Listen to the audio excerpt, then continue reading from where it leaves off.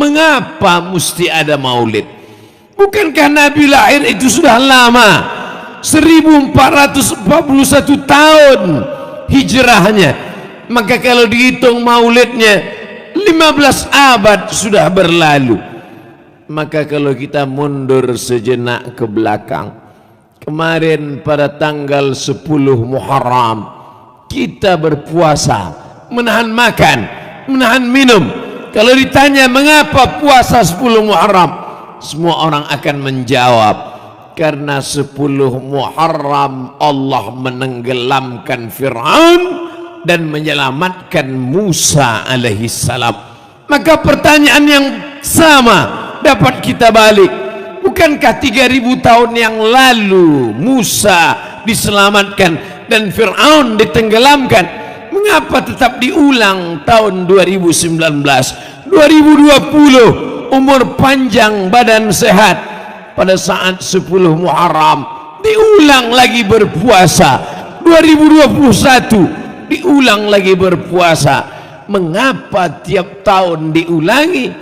Itulah jawaban Al-Hafiz Ibnu Hajar Al-Asqalani, bahwa boleh mengulang momen yang sama pada saat peristiwa yang sama, walaupun terjadi satu kali, maka dicari tanggalnya, diulang terus menerus. Kenapa demikian? Karena orang yang mensyukuri nikmat Allah saat Musa selamat ditenggelamkan Fir'aun, bersyukur dengan menahan makan dan minum. Tapi ada nikmat yang lebih besar daripada nikmat tenggelamnya Fir'aun. Ada nikmat yang lebih besar daripada nikmat selamatnya Musa. Apakah nikmat itu?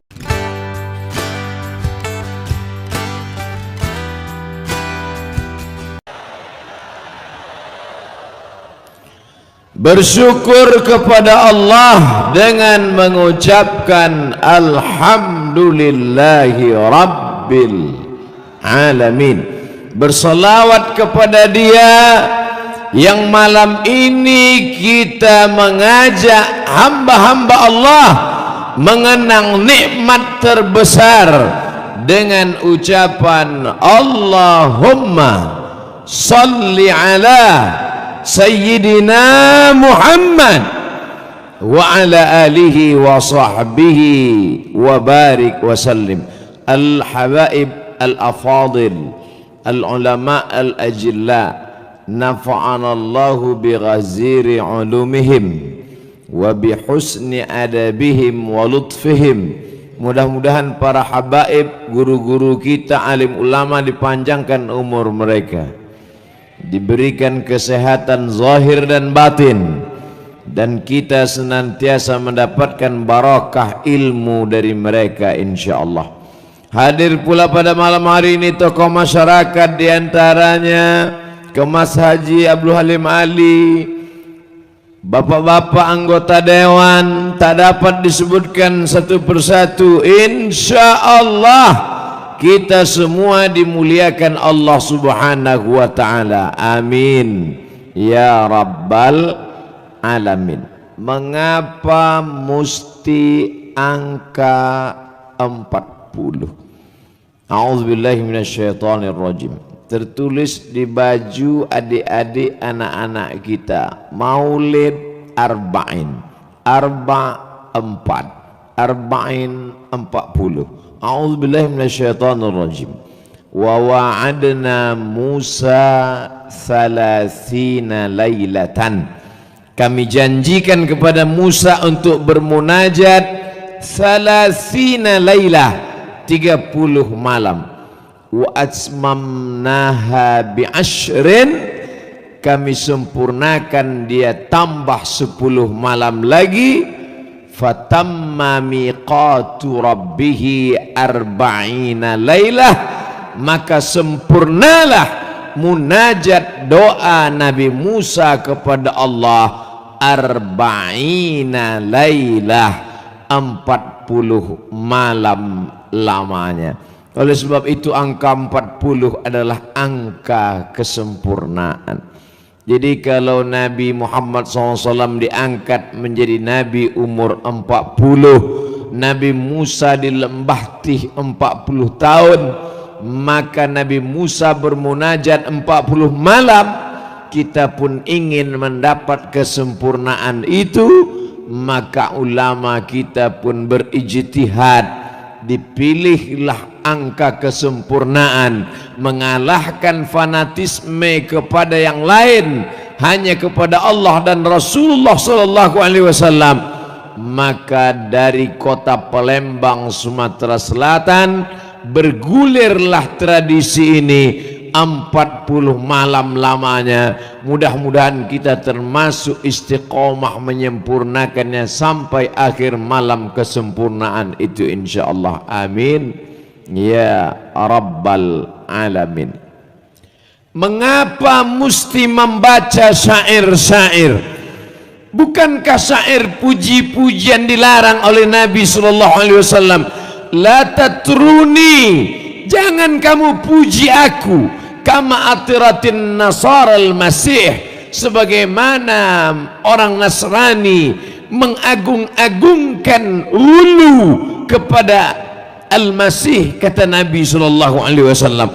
Maka yang tidak boleh itu adalah menisbatkan sesuatu yang tak layak kepada Allah Subhanahu wa taala. Akan tetapi memuji Nabi pada batas-batas kesempurnaan.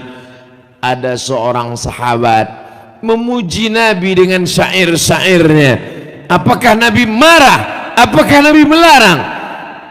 Sakata wa tabassama, Nabi diam dan tersenyum. Itu menunjukkan sunnah takririyah, memuji-muji Nabi itu dibolehkan. Sahabat memuji Nabi. Di antara sahabat Nabi yang memuji dengan syairnya, seorang penyair bernama Hasan bin Thabit radhiyallahu an. Maka tradisi memuji turun-temurun. Datanglah Imam Abu Ja'far Al-Barzanji dengan syair Maulid Al-Barzanji. Datang pula Imam Al-Busiri dengan syair Al-Burdah. Datang pula imam belakangan Sayyidul Habaib di zaman modern ini, Habib Umar bin Hafiz dengan Ad-Diyaul Lami. Datang pula sebelum itu syair-syair yang ditulis oleh Imam Ad-Dibai. Apakah yang dibaca syair Al-Barzanji atau syair Al-Busiri Burdah atau syair Ad-Diyaul Lami? Apapun syair yang dibaca, isinya tak keluar daripada tiga. Yang pertama, mengenal Nabi Muhammad sallallahu alaihi wasallam. Yang kedua, salawat yang dikarang disusun oleh para ulama berdasarkan ilham. Dan yang ketiga, tak lain tak bukan adalah mengandung doa-doa. Itulah yang dibaca oleh anak-anak adik-adik kita dalam qasidah, dalam syair, dalam puji-pujian. Mudah-mudahan tradisi memuji-muji Nabi, mengutip pendapat para ulama ini dilanjutkan sampai ke generasi kita akan datang sampai hari kiamat insyaallah. Amin ya rabbal alamin. Yang ketiga, mengapa mesti ada maulid? Bukankah Nabi lahir itu sudah lama, 1441 tahun hijrahnya. Maka kalau dihitung maulidnya 15 abad sudah berlalu. Maka kalau kita mundur sejenak ke belakang, kemarin pada tanggal 10 Muharram kita berpuasa, menahan makan, menahan minum. Kalau ditanya mengapa puasa 10 Muharram, semua orang akan menjawab, karena 10 Muharram Allah menenggelamkan Fir'aun dan menyelamatkan Musa alaihissalam. Maka pertanyaan yang sama dapat kita balik. Bukankah 3000 tahun yang lalu Musa diselamatkan dan Fir'aun ditenggelamkan? Mengapa tetap diulang tahun 2019, 2020? Umur panjang, badan sehat. Pada saat 10 Muharram diulang lagi berpuasa. 2021 diulang lagi berpuasa. Mengapa tiap tahun diulangi?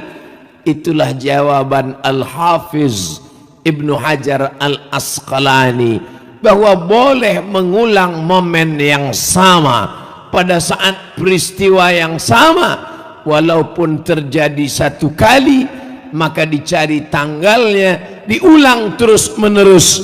Kenapa demikian?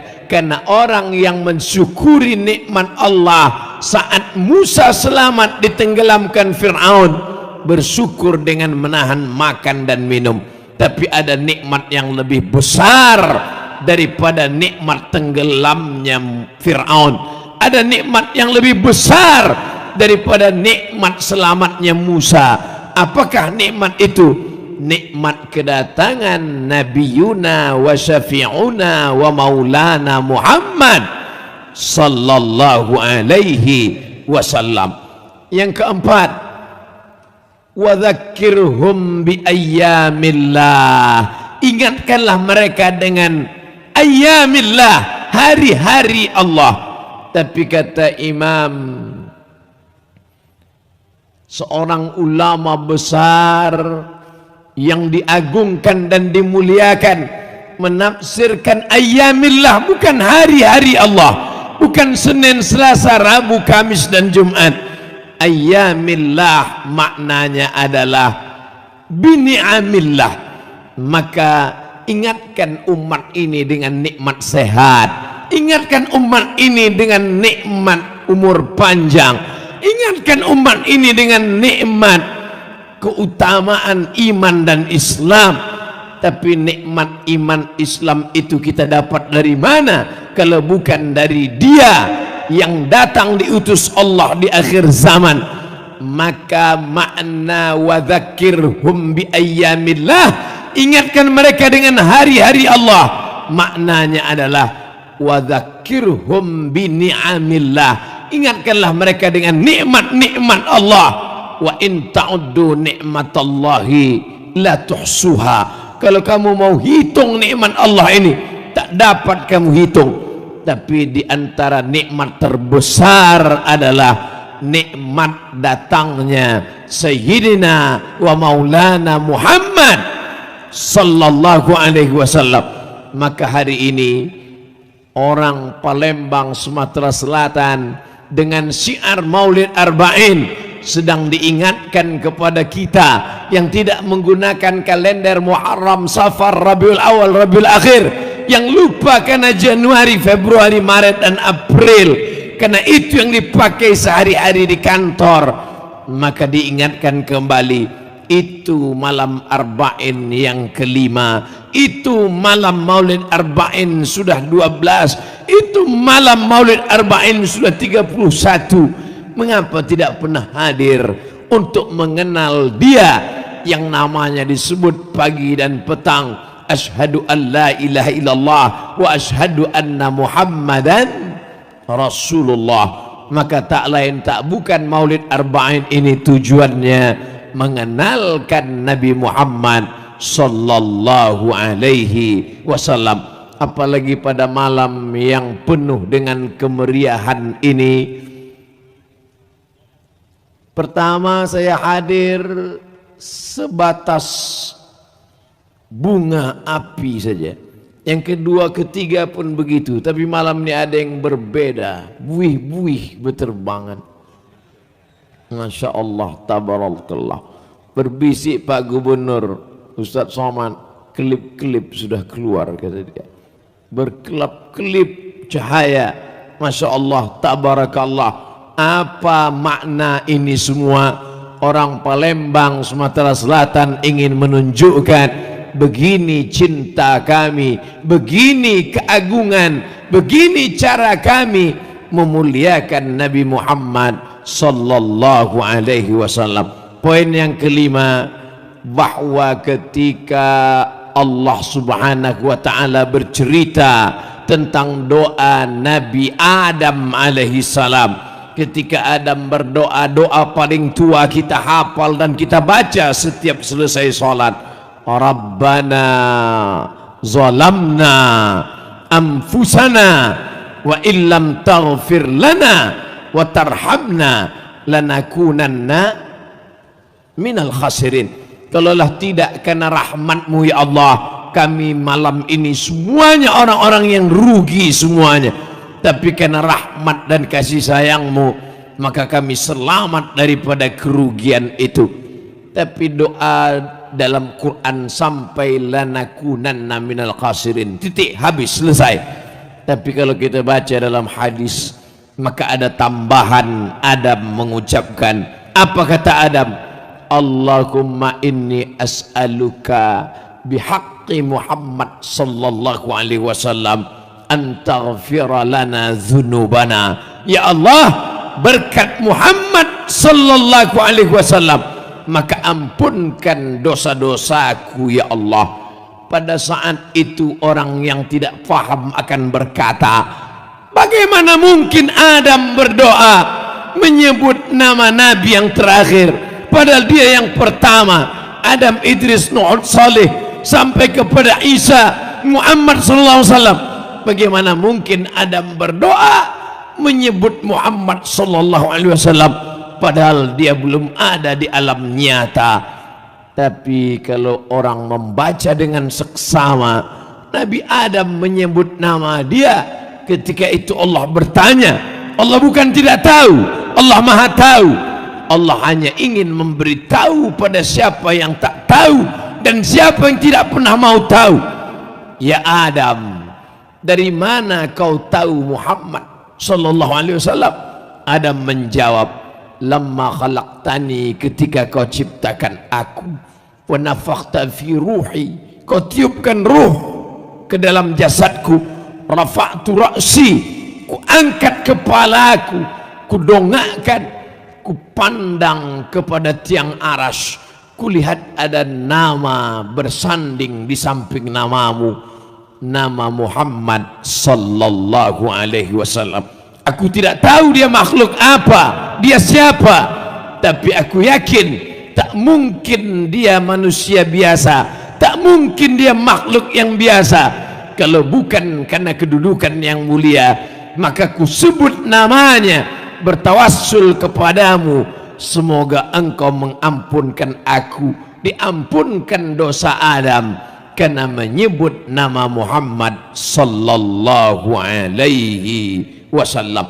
Kalau ragu tentang kesahihan hadis ini, baca kitab Mafahim Yajib an Tusahhah yang ditulis oleh Sayyid Muhammad bin Alawi bin Abbas Al-Hasani Al-Maliki, yang muridnya langsung sanadnya ittisal kepada Habib kita, guru kita yang berada di tengah kita pada malam hari ini, Sidi Al-Habib Umar Abdul Aziz bin Syihab. Mudah-mudahan kita mendapatkan barakah keilmuan dari mereka yang menjaga sanad keilmuan sampai Sayyidina Muhammad sallallahu alaihi wasallam. Jamaah sekalian, maka bagi orang yang masih juga mempermasalahkan maulid, masih juga mempertanyakan maulid, datanglah ke Sumatera Selatan, datanglah bil khusus ke Palembang. Maka kita bukan hanya 1, 2, 3 malam, 40 malam yang sudah hadir malam pertama, kedua, ketiga, keempat, kelima. Mudah-mudahan istiqamah sampai malam yang ke-40 nanti insyaallah. Amin ya rabbal alamin. Catat, tulis apa pelajaran yang dapat dipetik dari mulai pertemuan pertama, kedua, dan ketiga, sehingga nanti andai dapat berjumpa di dunia kita tak melihat dia, di dunia kita tak bersama dengan dia, mudah-mudahan karena kecintaan kita di akhirat kita akan bersama dalam surga Jannatul Firdaus insyaallah. Amin ya rabbal alamin. Setiap langkah kaki malam ini, setiap tetes peluh keringat, setiap luka, setiap hati yang kecewa, setiap penyesalan, setiap penderitaan, karena Nabi Muhammad SAW akan dibalas dengan syafaat. Allahumma salli ala Sayyidina Muhammad wa ala ali Sayyidina Muhammad. Apa kata Imam Al-Hafiz Al-Maqdisi bersyair dalam 6 bait syair? Idza kana hadza kafiran ja'a dhammuhu tabbat yadahu fil jahimi mukhlida ata annahu fi kulli yawmil itsnaini abada yukhaffaf anhu al-adhabu masruran bi ahmada fa kaifa billadzi tula umrihi bi ahmada masruran wa mata muwahhida. Itu bedanya kalau berceramah di Palembang. Di tempat lain saya terjemahkan baru jamaah mengangguk. Di sini belum saya terjemahkan udah mengangguk. Idza kana hadza kafiran ja'a dhanbuhu. Kalau si Abu Lahab yang sudah dijamin masuk neraka, tabbat yadahu fil jahimi mukhlida, kekal selamanya dia dalam api neraka jahanam. Ata annahu fi kulli yaumil itsnaini abada. Menurut satu riwayat setiap hari Senin selama-lamanya yukhaffaf anhul adzabu masruran bi ahmada, diringankan azabnya karena senang menyambut kelahiran Muhammad. Fa kaifa billadzi tula umrihi, bagaimana dengan orang yang sepanjang umurnya bi ahmada masruran wa mata muwahhida, senang menyambut kelahiran Muhammad dan mati dalam keadaan bertauhid, maka tentulah dia mendapatkan kehormatan dan kemuliaan. Oleh sebab itu kalau ada orang Palembang, orang Sumatera Selatan rajin betul maulid ini sampai 40 malam tapi tidak sholat, insya Allah kalaupun masuk neraka ringan setiap hari Senin. Jangan diaminkan. Saudaraku yang dimuliakan Allah subhanahu wa ta'ala, maka Al-Imam Al-Hafiz Jalaluddin Abdurrahman As-Suyuti, kitabnya 500 kitab yang disebut oleh muridnya Ad-Daudi. Hafalan hadisnya, hafiztu mi'atai alfa hadis, aku hafal 200.000 hadis. Law wajadtu aktsara min dzalika la hafiztuha, seandainya aku dapat lebih banyak daripada itu maka aku juga akan hafal dalam kepala aku. Kitab tafsirnya, tafsir Jalalain, dia tulis berdua dengan Jalaluddin Al-Mahalli, Ad-Durrul Mansur fi Tafsir bil Ma'thur. Kitab hadisnya Al-Jami' Al-Kabir, Al-Jami' As-Saghir. Kitab ulumul hadisnya, di syarahnya kitab An-Nawawi, bukan main, luar biasa. Imam dalam berbagai cabang ilmu, fikih, usul fikih, qawaidul fikih yang dikaji di setiap pondok-pondok pesantren. Dia berpendapat bahwa selama maulid itu tidak keluar dari 5, dia termasuk dalam sunnah hasanah. Yang pertama, di dalamnya ada pembacaan sejarah Nabi, maulid. Yang kedua, di dalamnya ada pembacaan Al-Quran.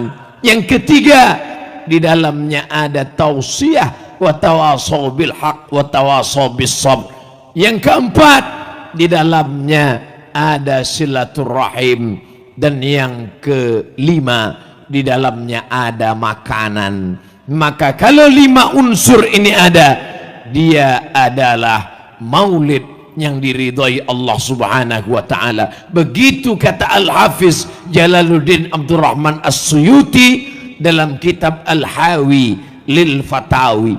Hafalan hadisnya 200.000 hadis, kitabnya 500 kitab.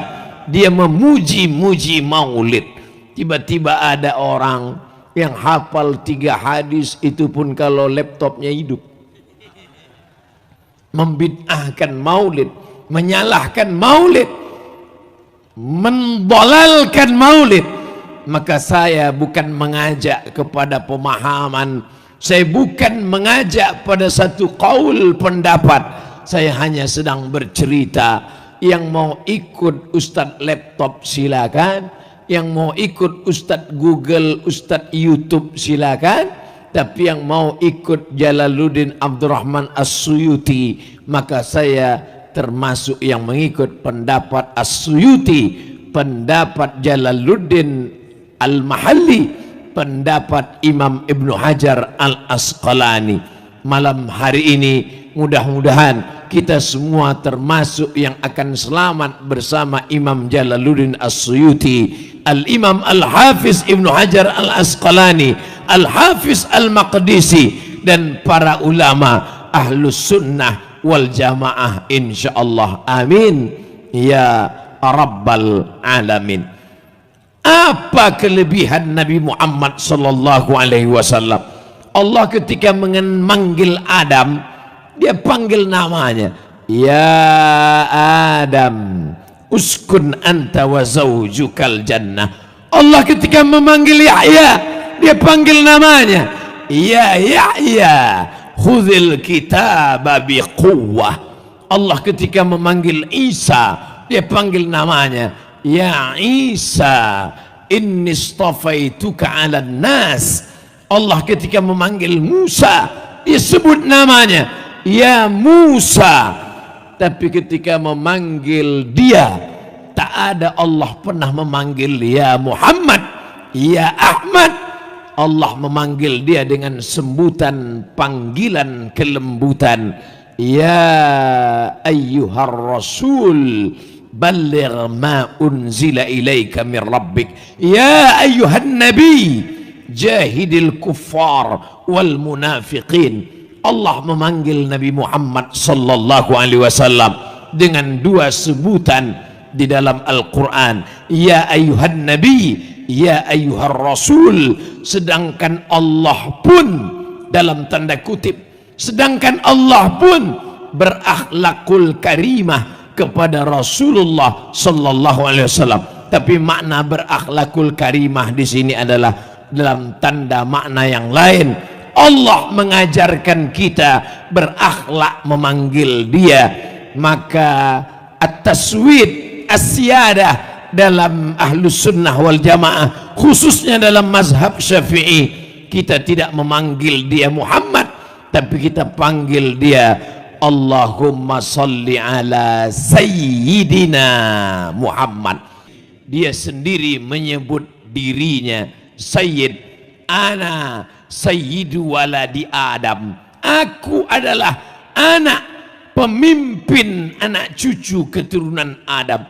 Sedangkan cucu Nabi Muhammad sallallahu alaihi wasallam kita diajarkan menyebutnya dengan Sayyid. Innal Hasan wal Husain sayyida syababi ahlil jannah.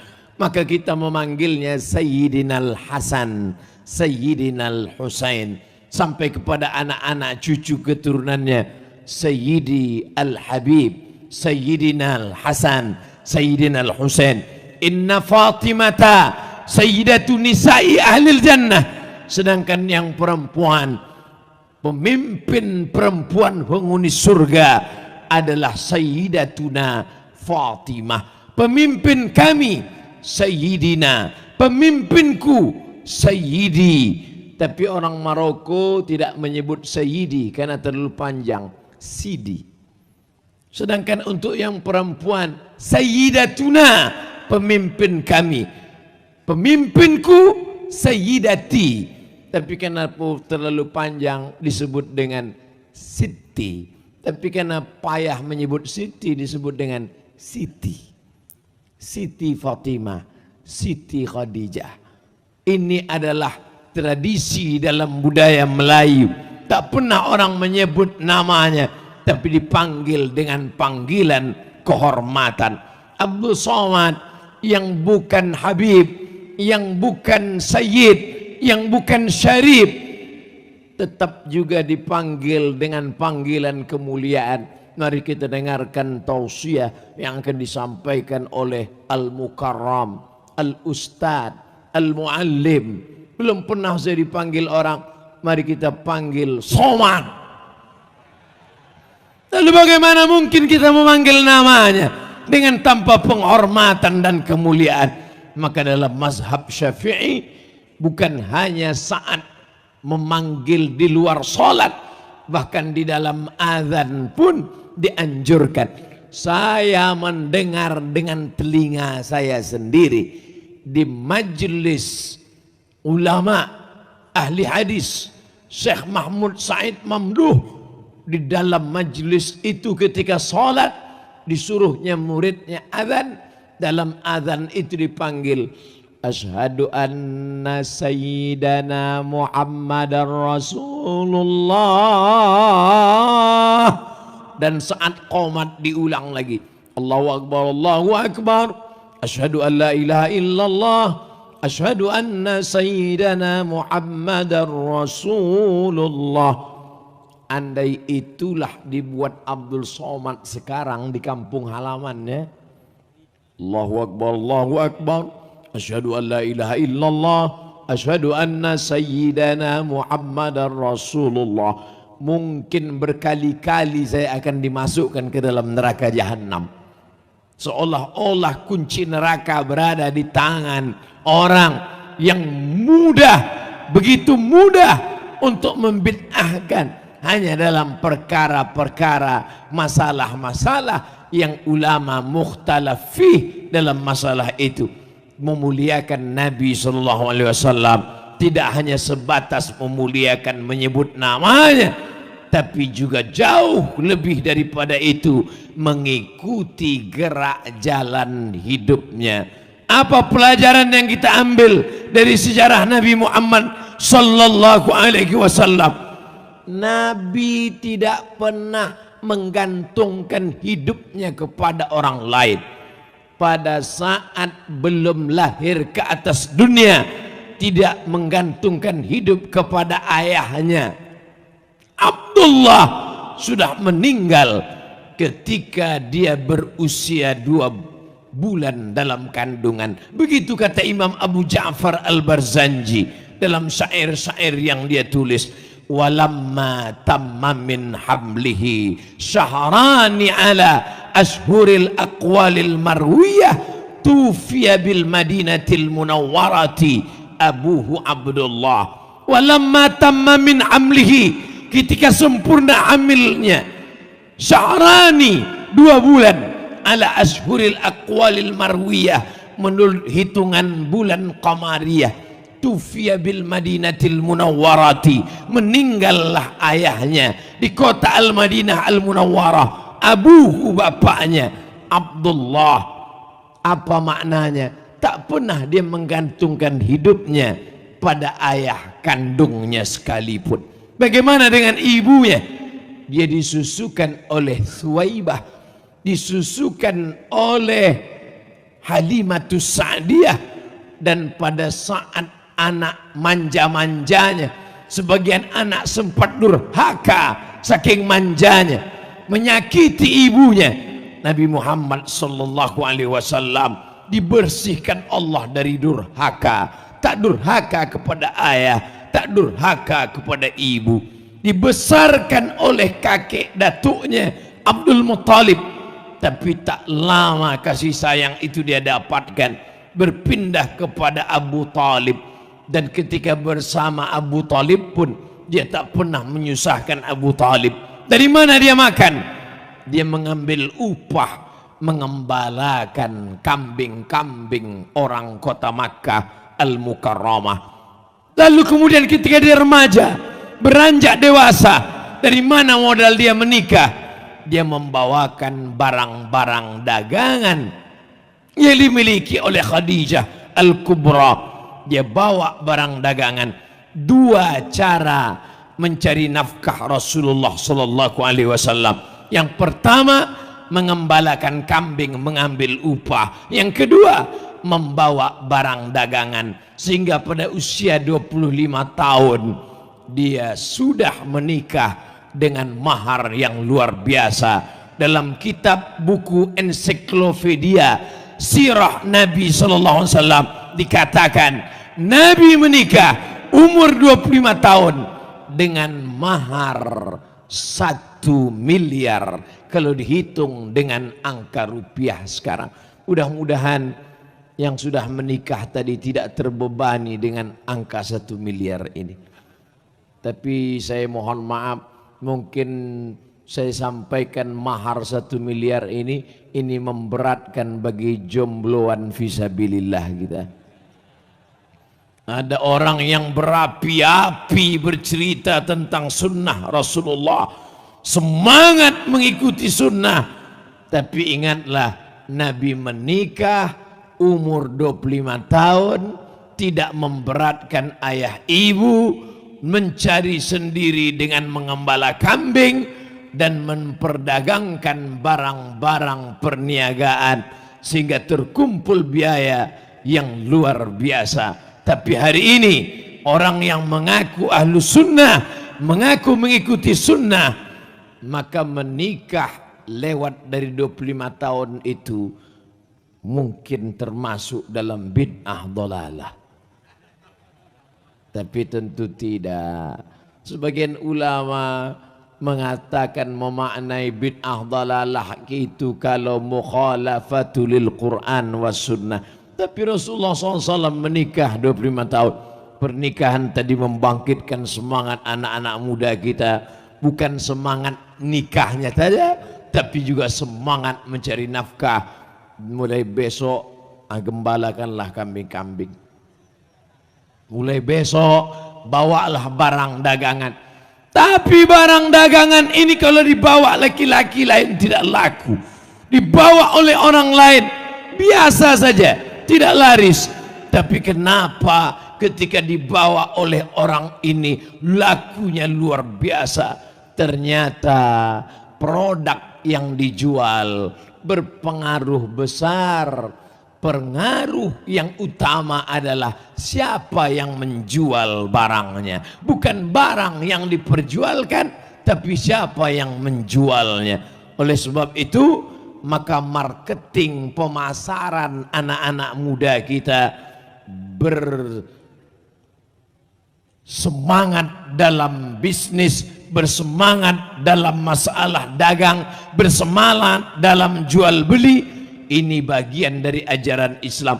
Maka ketika Allah bercerita tentang iman, tentang keyakinan, tentang surga, tentang neraka, tentang akhirat, tapi kalimat yang dipakai adalah dagang, bisnis. Coba lihat dalam surat As-Saff. Hal adullukum ala tijaratin tunjikum min adzabin alim. Hal adullukum, maukah kamu aku tunjukkan ala tijaratin, perdagangan, perniagaan, bisnis. Tapi bisnis ini luar biasa. Tunjikum min adzabin alim, menyelamatkan kamu dari azab yang menyakitkan. Apa dia? Tu'minuna billah, beriman kepada Allah. Wa tujahiduna fi sabilillah, berjihad di jalan Allah. Bi amwalikum, dengan harta kamu. Wa anfusikum, dengan nyawa kamu. Harta dulu baru nyawa. Malam ini kita diperlihatkan kenapa maulid ini begitu meriah dan megah. Tentulah karena orang Palembang kaya raya punya harta yang luar biasa. Amin. Bagaimana mungkin lampu yang gemerlap berwarna-warni, layar sejauh mata memandang, tadi ketika diminta oleh Habib Mahdi bin Syihab, hidupkan handphone, hidup menyala semuanya. Baru setelah beberapa jam ini hilang nyalanya. Tapi insya Allah ini menunjukkan ekonomi kita baik. Mudah-mudahan dengan semangat maulid, semangat berniaga, semangat berdagang ditingkatkan oleh anak-anak muda kita. Karena mengkaji Nabi Muhammad SAW bukan hanya mengkaji kelahirannya, bukan hanya mengkaji zikirnya, bukan hanya mengkaji sholatnya, tapi juga mengkaji ekonominya. Maka kalau sudah bangkit ekonomi umat bisa berbuat lebih banyak, bisa menyelamatkan saudara dari kefakiran, dari kesusahan, dari kemelaratan dengan infak, wakaf dan sodakoh kita. beberapa bulan yang lalu ketika saya hadir di majelis ini, beberapa tahun yang lalu ketika saya datang ke majelis ini, selalu disebarkan kotak-kotak sedekah, disebarkan sorban. Tapi malam ini saya tak melihat lagi. Apakah karena sudah berhenti atau karena memang sudah pakai transfer banking semuanya? Tapi insya Allah di akhir majelis, di ujung majelis, anak-anak muda kita akan turun mengumpulkan semuanya. Ma la yudraku kulluh, la yutraku kulluh. Kalau tidak bisa berikan semua, jangan tinggalkan semua. Kalau tidak bisa membangun semua, jangan sampai lupakan semuanya. Apa yang kita berikan, itulah yang akan kekal abadi. Apa yang kita sedekahkan, itu yang akan kita bawa mati. Adapun yang lain akan tinggal, dibagikan kepada anak menantu, dibagikan kepada ahli waris. Yatsma'ul mayyita thalathun, yang mengiringi mayat itu cuma 3. Maluhu, harta, hanya sampai ke pelataran parkir. Wa ahluhu, keluarga, hanya sampai ke tepi liang kubur. Wa yabqa wahidun, yang kekal cuma 1. Apa dia? Wa amaluhu. Maka kalau pernah memasukkan infak, wakaf, sedekah, itu yang akan kekal abadi. Kalau pernah miskin, anak yatim, itu yang akan dibawa bekal menghadap Allah sebagai bekal mati. Maka malam hari ini kesempatan kita untuk memberikan apa yang kita bawa, apa yang kita miliki, itu yang akan menolong di hadapan Allah Subhanahu wa ta'ala. Sekecil apa yang kita belikan, sekecil apa yang kita titipkan, akan kita lihat di hadapan Allah sesuai dengan janji Allah. Faman ya'mal mithqala dzarratin khairan yarah. Faman ya'mal mithqala dzarratin, sebesar biji sawi tetap akan ditunjukkan Allah di depan mata kita. Ini dalil bagi yang memberi uang 2000. Nanti dia akan bertanya, ini Ustadz kalau 2000 ada tak pahalanya di hadapan Allah? Jangankan 2000, faman ya'mal mithqala dzarratin, sebesar biji sawi, sebesar ujung kuku, sebesar tapak kaki semut yang hitam di atas batu yang hitam, di tengah malam yang kelam, di tengah samudera, akan dibalas Allah Subhanahu wa ta'ala. Wa qadimna ila ma amilu min amalin, kami tunjukkan amal mereka. Kalau engkau seekor semut, bawalah sebutir gula. Tapi kalau engkau seekor gajah, maka bawalah 1 batang kelapa. Tapi kalau engkau seekor semut mampu membawa sebatang kelapa, itu boleh juga. Tapi yang lebih parah, seekor gajah membawa sebutir gula. Nah, ini na'udzubillah. Saudaraku yang dimuliakan Allah Subhanahu wa ta'ala, kesempatan hidup yang sesaat, maka ditunjukkan di hadapan Rasulullah sallallahu alaihi wasallam. Apakah hadir Rasulullah bersama kita? Ya, Rasulullah selalu ada di hati orang beriman. Assalamu alayka ayyuhan nabiyyu wa rahmatullahi wa barakatuh. Salawat kalian, salam kalian, kata Nabi, dibawa dari Palembang sampai ke makam Nabi di dalam Masjid Nabawi di kota Al-Madinah Al-Munawwarah di negara Saudi Arabia. Sampai ke sana malam ini, salawat kita malam ini dari BKB dibawa ke pelataran, dibawa ke makam Nabi Muhammad sallallahu alaihi wasallam. Inna salatakum ma'rudatun alayya, salawat kalian dibawa ke makamku. Apa kata sahabat? Kaifa salatuna ma'rudatun alayka, bagaimana mungkin salawat kami dibawa kepada engkau ya Rasulullah? Laqad arimta, kau sudah meninggal dunia, kau sudah mati ya Rasulullah. Apa jawab Nabi? Innallaha harramal arda ajsadal anbiya. Allah mengharamkan tanah memakan jasad para nabi. Begitulah hebatnya Rasulullah sallallahu alaihi wasallam. Namanya dimuliakan Allah, dengan namanya dosa Adam diampunkan. Allah memanggilnya dengan sebutan kemuliaan. Tak ada yang masuk surga sebelum Muhammad sallallahu alaihi wasallam masuk ke dalam surga Allah subhanahu wa ta'ala. Kita umat terakhir, kita umat belakangan, kita umat di penghujung zaman. Tapi jangan berkecil hati, walaupun kita yang terakhir, umur kita paling pendek, badan kita paling kecil, umur kita paling singkat, amal kita paling sedikit, tapi kita insya Allah umat yang paling dulu masuk ke dalam surga Allah subhanahu wa ta'ala. Ada yang tenggelam dengan keringatnya sampai ke pinggang, ada yang tenggelam dengan peluhnya sampai ke leher.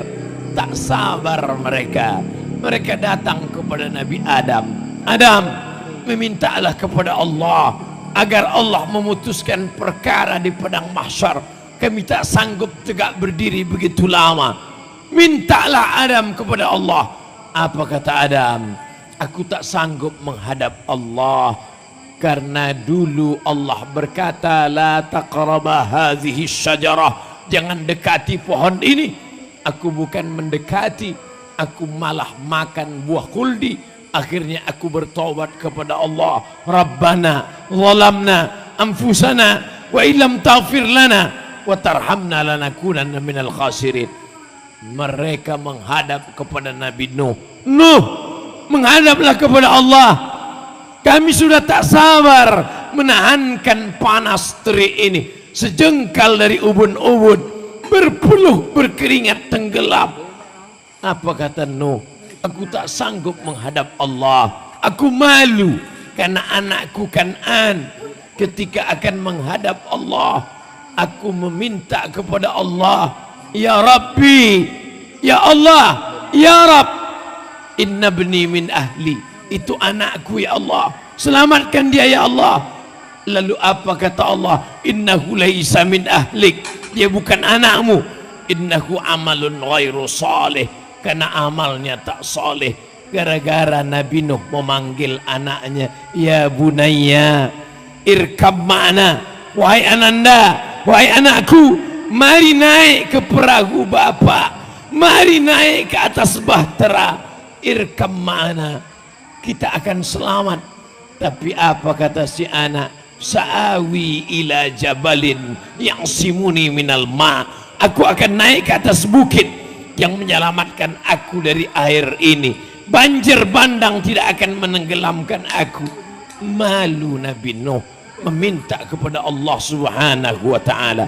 Mereka datang kepada Nabi Ibrahim, mereka datang kepada Nabi Musa, mereka datang kepada Nabi Isa, tapi semua permohonan sia-sia. Siapa yang sanggup menghadap Allah kalau bukan dia yang dijanjikan Allah? Apapun yang kau minta akan kuberikan ya Muhammad. Wala sawfa yu'tika rabbuka fatarda. Oleh sebab itu tak ada maknanya doa kita kalau tidak menyebut namanya. Tak ada gunanya khutbah Jumat kalau tidak menyebut namanya. Sia-sia salat kalau tidak menyebut namanya. Tergantung munajat dan permohonan kalau tidak menyebut namanya. Maka kita sebut namanya, kita agungkan namanya, menembus pintu-pintu langit. Menyebut namanya lah yang menyebabkan malaikat membuka-buka pintu doa. Menyebut namanya menyebabkan malaikat mencatat amal. Menyebut namanya menyebabkan malaikat penjaga pintu langit tak sabar untuk membuka, karena menyebut nama Muhammad sallallahu alaihi wasallam.